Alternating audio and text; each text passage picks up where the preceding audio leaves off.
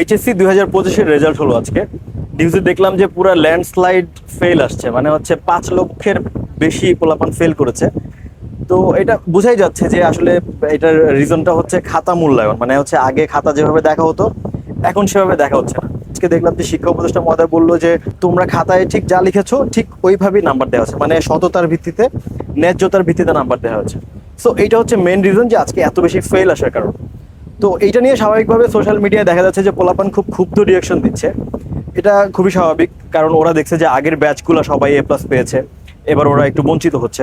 আসলে বঞ্চিত হওয়াটা কি, মানে এটা শুধুমাত্র তোমার জন্য না, এটা মানে তোমার ফ্রেন্ডরা সবাই তোমরা যেভাবে লিখেছো ঠিক সেভাবে হয়তো নাম্বার পেয়েছো।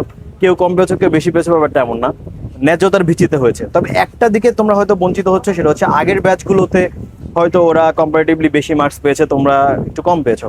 But it doesn't matter really. দেখো যে এখন কিন্তু আর সার্টিফিকেট দিয়ে খুব বেশি কিছু হয় না।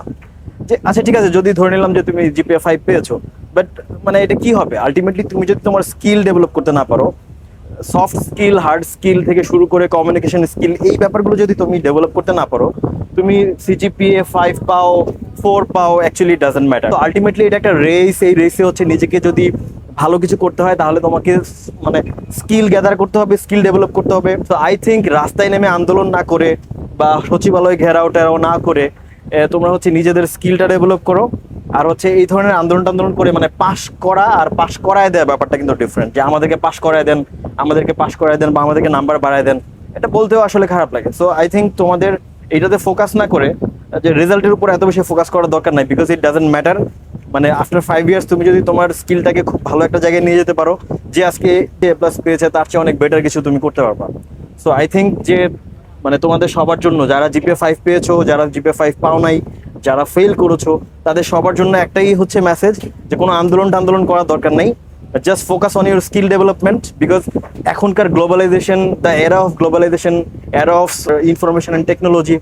সো এইগুলোতে তো তোমরা জানো, আর্টিফিশিয়াল ইন্টেলিজেন্সে নিজেকে মাস্টার করে ফেলো, ওয়েব ডেভেলপমেন্টে নিজেকে মাস্টার করে ফেলো, তারপরে হচ্ছে তোমার ডিজিটাল মার্কেটিং, মানে so many things to do.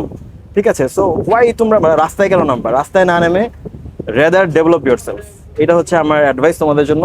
Hopefully ভালো কিছু হবে ইন ফিউচার। Thank you.